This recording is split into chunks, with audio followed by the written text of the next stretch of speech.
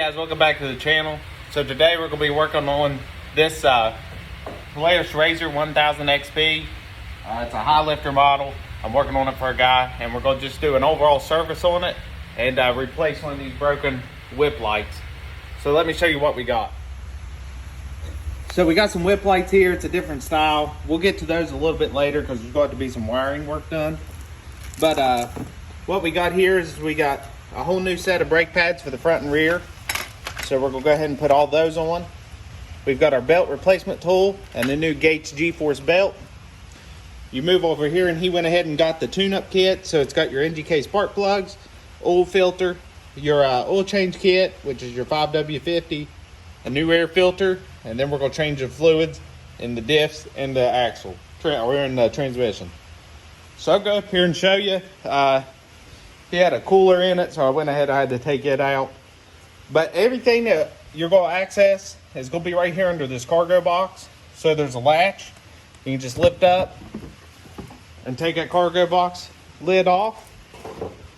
And you're already looking at the air filter and the spark plugs. And this is where we're going to put our oil in. So the first thing I'm going to do is I'm going to go ahead and pop these clips off, just like so. And we're going to check out that air filter. All right, guys, I'll just show you inside that box. Not too bad. The seal was pretty decent, but we're going to make sure we clean all that up. And around the seal of the box, which is right here, we're going to make sure it's good and clean and that there's no dirt inside of it. But there you can see the air filter. You've got this ring. You want to make sure it stays on. But new, old, you can obviously see this one was ready to be changed. So now we'll go get some cleaner and go ahead and get all this stuff wiped down and cleaned up. Now, it's simple to put the air filter on. It just slides on. So, go ahead and just work it in there. And that's all there is to it. Now, on the lid, you can see I took and cleaned it real nice, but the gasket was coming loose. So I went ahead and just pulled it out, cleaned it up real good. I use this, the last coat, Beyond Clean. It's an interior cleaner, but it's actually just a general purpose cleaner, and it works fantastic. So now that I got this clean, I just ran a wire brush around where the gasket will seal. I'm gonna go ahead and just use a little adhesive and get this gasket back in there and let it dry as we move on and do these spark plugs. So there's your part number for them. They're NGK. And the gap that you want to do on these, it's anywhere from 0.28 to 0.31. So I'm actually going to gap these guys to 0.30. That's what I've always done. I haven't had any issues out of it. But these are 5/8 plug. So come up here. Oh, I went ahead and put the cover on. It's been a little bit, actually. I had to go do some stuff. But one thing I'll mention on it, what I like to do is the same way when you put this on is the star pattern it. So like that clip, this clip, and then this clip, and then finish off with these here. And that just, I have it. So a good habit, I believe. So the next thing is you just reach down here on these plug wires and pull the boot off. So obviously we're going to have to clean that. Look down inside there, make sure there's no debris, which looks pretty good. So to pull these off, you just grasp right here on the rubber part at the top and kind of wiggle it backwards and forwards. Just come right out. So now I'm gonna go ahead and grab my vacuum sweeper and go ahead and vacuum up all this mud, because I don't want any of it going down inside the cylinders when I take these plugs out. So let's vacuum. I'll pull those plugs, and then I'm gonna put the other ones back in and tighten them down. They have a crush washer, so you can see it there. That's what keeps the pressure against them.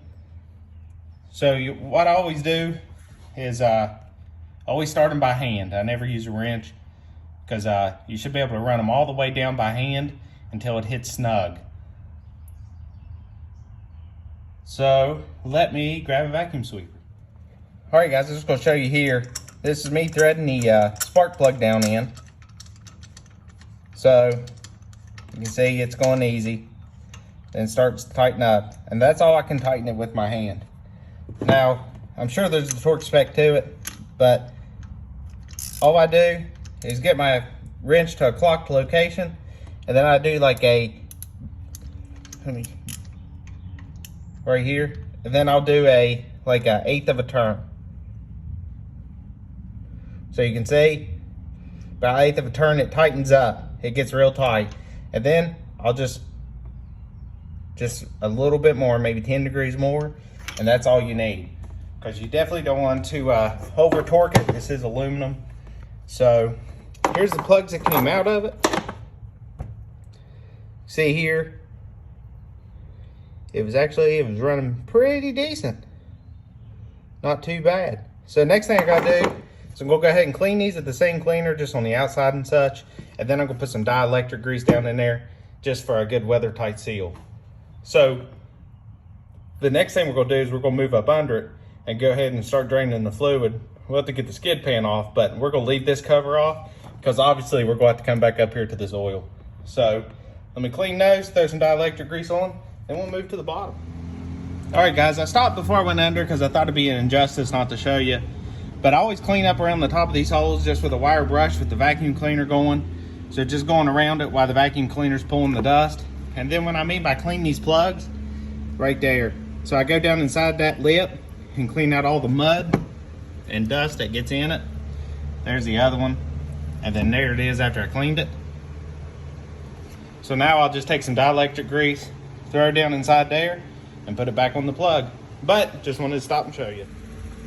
All right, guys, we're gonna come down here and we're gonna do this belt next, actually, before I get all oily and greasy with the fluids. So it's got these 8mm bolts that go around, and there's 8 of them. So they go all the way around the outside. This has a snorkel kit on it, so these hoses are out of our way, and we should be able to get this cover off without having to move this intake. But on a stock one, you actually have to move these intakes out of the way to be able to get this cover off. But I'm pretty sure I can do it without removing it. So let's go ahead and see. All right, guys, I got it off. So then you want to grab your tool and stick it in here and press this down. So I've already pressed mine down. So I just went in and pressed it like so, and you can see how loose the belt is. So now we be able to lift this belt up over the top and get it out. Probably have to get 2 hands for this. All right, so I got it up over top there. You can see how I just basically reached down, stretched it, and pulled it over. Now I can just kind of roll it around. All right, it got caught on that top duct, but 2 hands got it free. So here we got this one. A little bit of wear. Not too bad, really. A little bit of glazing. But this is a fairly new belt. So probably give it back to the customer and have a spare one if he needs it. But now let's go ahead and get this guy back on. All right, guys, so this belt actually doesn't have any direction or directional arrows on it. Some belts will, so you just want to be cognitive of that, but always put the letters where I can see them, obviously facing up. I went ahead and slipped it around the primary, and then I've got it right here lined up ready to go on. And you got to use your tool again, stick it in there, and compress this down. Now I have to obviously use 2 hands again and work it, get this top started, and then like that, and I'll use the wheel to keep taking it around and working it till I get it on the secondary. So let me show you the finished product on it. All right, guys, got the belt on. So now you just want to spin it about 5 times, and you can see the belt getting back into place. That gets it ready to go. So now I sprayed some cleaner. I'm gonna wipe inside that cover down, and then take and wipe that outside down around this gasket, and then we're gonna put it back on. Now, obviously, this is plastic, and you seen I took it out with a 1/4 inch. You seen it lay there. So obviously, once you get it down to getting tight, you just give it like a little 1/16 of a turn, just to nudge it in there. You don't want to kill it. Obviously, you're gonna break the plastic. So let me get cleaning and get this part on. All right, guys, getting up under here, we'll show you.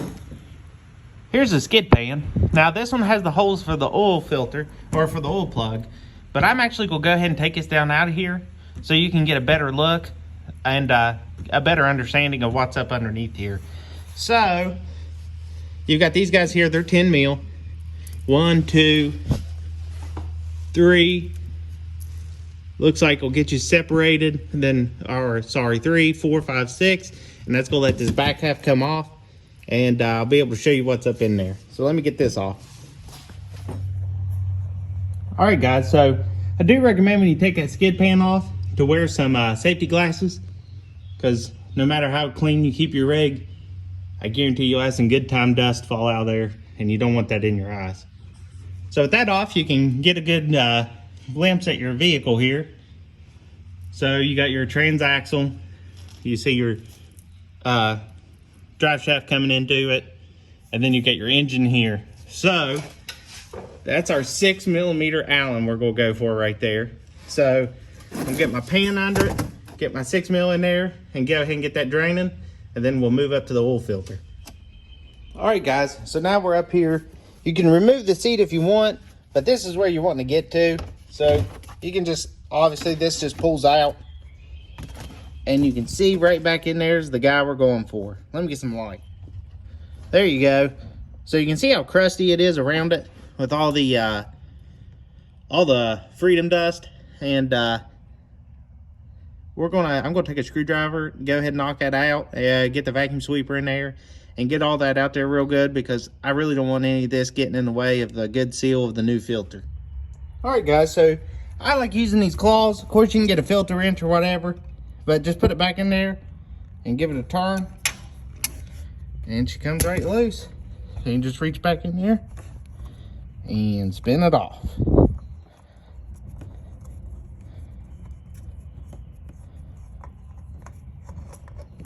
Right there we are. So now I'm gonna go in there and clean up that surface really good, because you can see there was some dirt around it. But let's get a rag and clean it up. All right, guys, back over to the new filter. I cleaned my hands so I could get some fresh oil. And what I'm gonna do is put some fresh oil just around this seal right here. And that'll help with getting it sealed up when we spin it back on. So now as I spin it back on, I get it on there till it goes tight, and then I'll put it on as hard as I can, as the best I can, hand tight. There's no reason to go in there and crank on it and put a wrench on it and just keep tightening it. There's no sense in it. So just put it in, run it down tight, and then just as tight as you can get it by hand. So let me get this guy on there. All right, guys, so the filter's back in there in the dark. Sorry you can't see it, but we'll throw this cover back on now.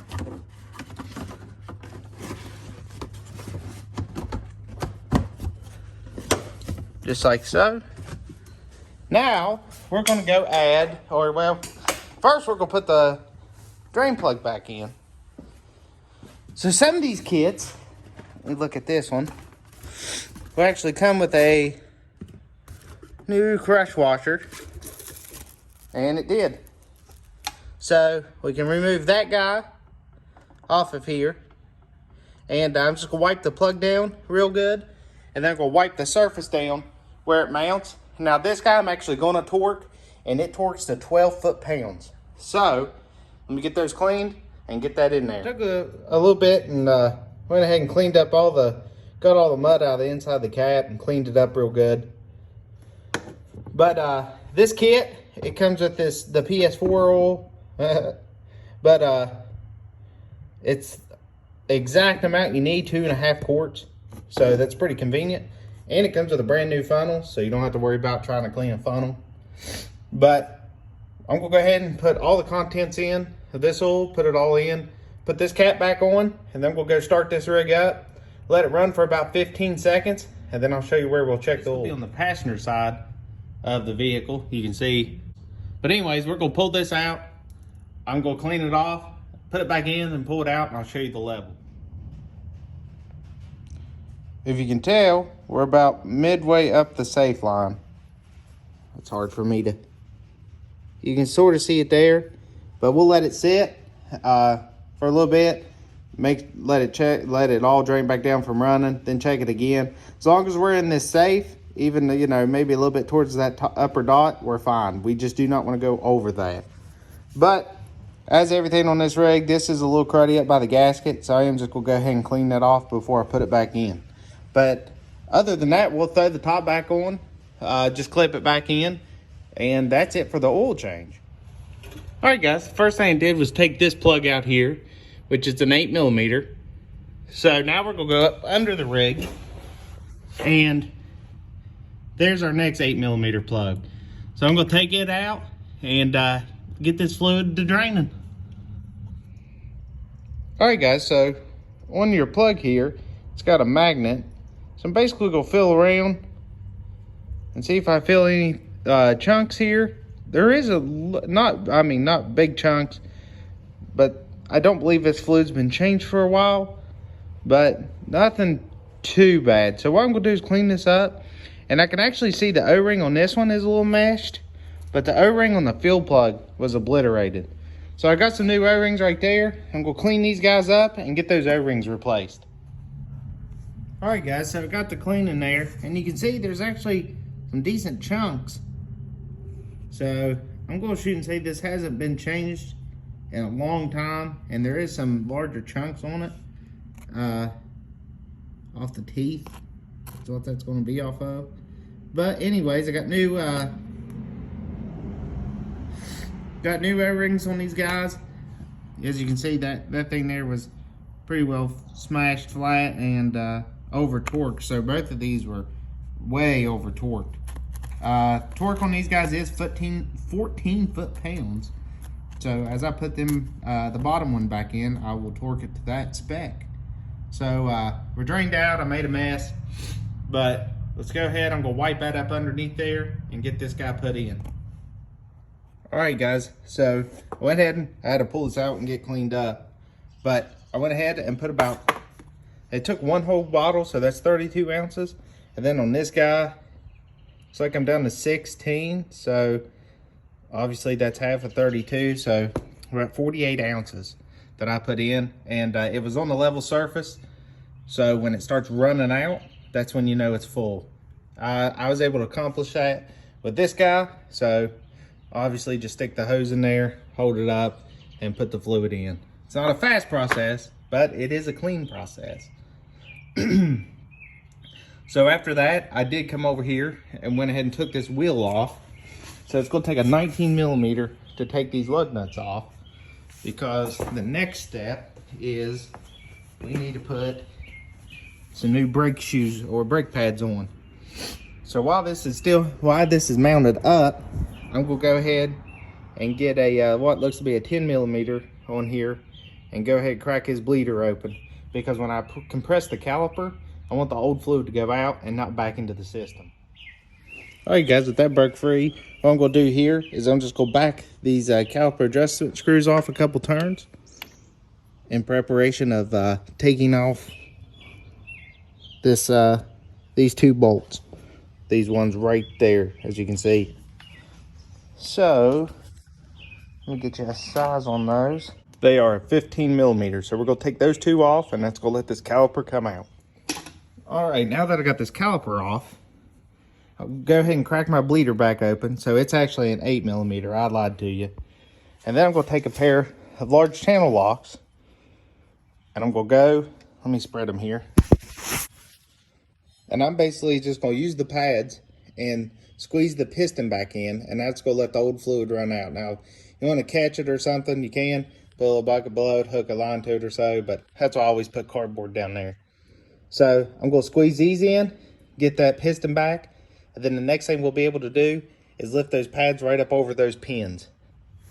All right, guys, so with the pads off, you can see these had a little bit of life left in them, but the customer wanted them changed.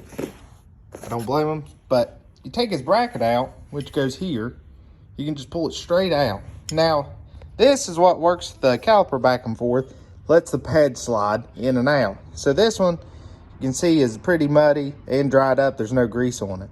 So what I'm gonna do is clean this off real good and then apply some high temp grease on it and then slide it back in, and then I'll throw the new pads on. All right, guys, so I hit it with the high temp grease for brakes. We'll go ahead and put it back in there. And then I got my new pads laying over there. All you gotta do is slide them in. Just make sure the pad is gonna be facing the rotor. So I'll show you that in a second once I get this put back together. Caliper back on and the pads in. You can see pad towards rotor, obviously. So now we're gonna put these bolts back in and get them tightened down. So this one you can't actually get out all the way because of the swing arm, but you don't need it to.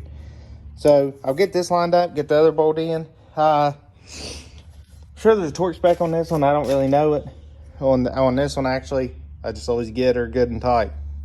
So, with that being on, let me throw this together and I'll show you what the next step is.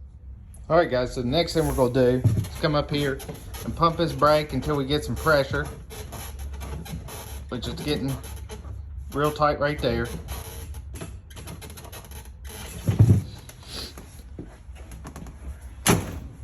Now that we have that, we can go up, get our 5mm Allen, come back here, run it all the way down till it's tight. Let me get this, just double check. So there's tight. Now we're gonna back it off 1/2 turn. Clock my wrench so I know position. 1/2 turn. All right, that brake is done. I went ahead and I looked up the torque for these guys, and it's 100 foot-pounds. So a pretty substantial amount of torque on those. But now I'm gonna go ahead, throw this wheel on. I won't torque it yet until I get all the sides done. But this process here, I'm going straight. I'm gonna do that on this front side.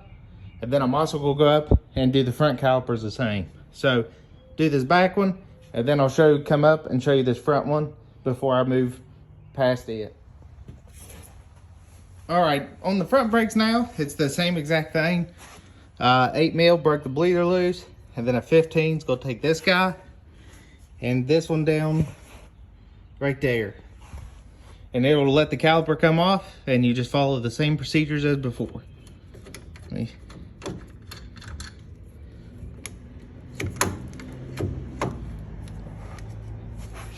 Let me use my, get two hands here on it. You see it walking off though.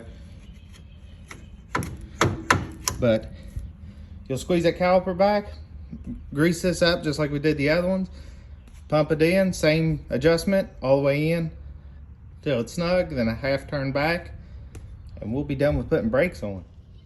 All right, guys, so the brakes are on, all 4 corners. The next step, and almost close to the final, is we're gonna drain this front differential. So the drain plug is gonna be right here, and it's an 8mm. So I'm gonna go ahead, get that take out, and let it start draining. All right, guys, so here's the drain plug. The end of it's magnetic, of course, and you always wanna check and make sure you're looking for like some metal shavings or such. And in this case, there's actually a piece of a tooth. You can see it right there.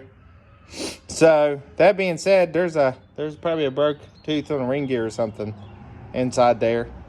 So I'll have to let the owner know he may have some bigger issues. I got the plug back in, just ran it up in by hand after I made sure, but be sure to clean this and look at your O-rings just like we did on the other one, I should say it first. Then I ran it up in there by hand, and let's see, just ran it up, make sure I didn't cross thread, and then I put the 14 foot-pounds of torque to that guy and torqued her down. Then I went ahead and took my 8mm, came up here, and took the plug out of the side of the diff. Now, I'll go back, I'm gonna clean my funnel up, the same setup that I used for the rear, and put the demand drive fluid in it until it runs out the side, and then I'll put the plug back in on that, and the last thing will be is to torque these wheels. Roughly about 7 1/4 ounces. I'd say that I got it leaked out, so of course it ran out once I got it to the point I needed it. But if I'm looking at the jug, it shows the 8 ounces missing, but some ran out. So yeah, let's get 7 1/4. But I'm gonna go around, torque all these wheels to 120 foot-pounds, and this job is done. All right, guys, I know it didn't show a whole lot of this, but it's putting these new whip lights in, and basically go through this bracket and drill through it. So it already had them. I'm not going to show you this full install. I'm just going to take time and show you these Tycon connectors that are the solder ones, where you heat them up and they solder. These things are the best. I just want to point it out. But now I just got to wrap that with some electrical tape and then do some zip tying, tie up this excess wire, and then these new whip lights should be whipping. But just wanted to stop and just show you that, because I did say in the video I was fixing some broken whip lights. Alright guys, so that's everything for this build service off-road vehicle. Hope you guys enjoyed it. If you did, please hit that subscribe button and go follow me on Instagram at MustangJackson67. Please drop your comments below, questions. I try to get around to them as fast as I can. But until next time, let's keep building.